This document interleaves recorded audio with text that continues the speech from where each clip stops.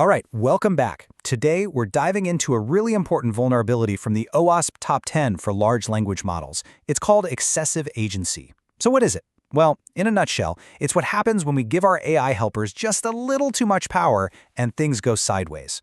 Let's break it down. So think about this for a second. What if your AI could do more than just, chat with you? What if it could actually act on your behalf? I'm talking about summarizing your emails, booking your appointments, maybe even drafting up reports for you. That sounds amazing, right? I mean, it is. But, and this is a big but, that power to act, it's a real double-edged sword. And that brings us to the core idea here. This power, this ability for an AI to actually do stuff, that's what we call agency. The second an LLM gets agency, it stops being just a simple chatbot. It becomes an active agent, something that can operate inside your digital life. So here's the really crucial part. Agency is what lets an LLM connect to other systems. You can almost think of these connections as its digital hands and feet. Now, you'll hear them called all sorts of things, tools, skills, plugins, whatever, but they all do the same thing. They let the AI read a file, send an email, or tap into a database. It's literally the bridge that connects language to action. Okay, but this is exactly where the danger starts to creep in. I mean, what happens when that super helpful assistant, the one armed with all these powerful tools, just goes rogue? When you give it too much unchecked power, it can turn from your greatest asset into your biggest liability, and fast. And that is precisely what we're talking about today: excessive agency. OWASP's definition is pretty clear. It's the vulnerability that allows damaging actions to happen because of what an LLM says or does. And here's a really key point. This isn't just about some hacker trying to break in. It can be triggered by something as simple as the model getting confused or receiving an unexpected instruction. So how does this actually happen? Well, it can be triggered in a bunch of different ways. On one hand, it could be a simple mistake. The LLM could just hallucinate and call the wrong function. Or maybe you, the user, write a prompt that's a little bit confusing. But then, there's the much more sinister side. We're talking about direct attacks, like prompt injection, or even scarier, an indirect attack hidden inside a document or an email that the AI is just trying to help you with. So you might be asking, okay, where does this vulnerability even come from? Well, the source material from OWASP does a fantastic job of boiling it all down. It really comes down to three, let's call them core design flaws in how we're building and using these AI agents. We're going to break down these three root causes right now. They are excessive functionality, excessive permissions, and excessive autonomy. And trust me, getting a handle on these three is absolutely the key to building safer AI. First on the list, excessive functionality. Okay, I want you to picture your AI agent like a new intern. You ask your intern, hey, can you summarize this report for me? Simple enough. But you wouldn't also give them the password to delete the entire company's shared drive, right? Of course not. And that's exactly the problem here. You needed an agent that could just read a document, but instead you gave it a tool that can also modify and delete everything.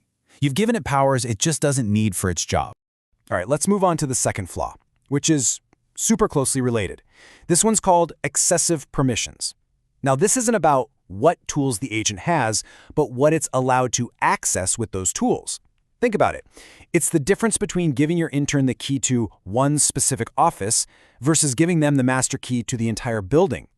The agent might only need to see your personal files, but instead it's been given a privileged account that can see, well, everyone's files. Big difference.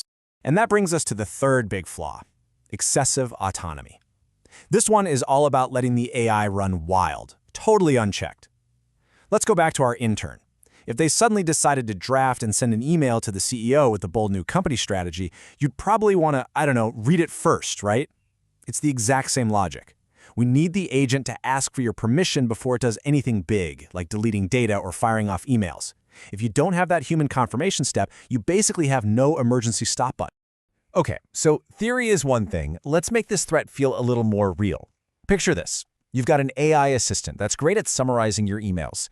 One day, an attacker sends you a really cleverly disguised email. You don't even think twice about it. This quote right here from the OWASP source lays out exactly how that simple, everyday scenario can spiral into a total disaster. And this is how it all comes together in an actual attack. First, that malicious email lands in your inbox. Its hidden instructions hijack the LLM. Then the AI weaponizes its excessive functionality, in this case, the power to send emails. It uses its excessive permissions to root around for your sensitive data, and then it just sends it all to the attacker. And the worst part? It happens in the background, without you ever knowing. Just like that, your helpful assistant has become an insider threat, a data thief. Okay, that's pretty scary stuff. So the big question is, how do we stop this from happening? Well, the good news is we're not helpless. There are some really clear, actionable strategies we can use.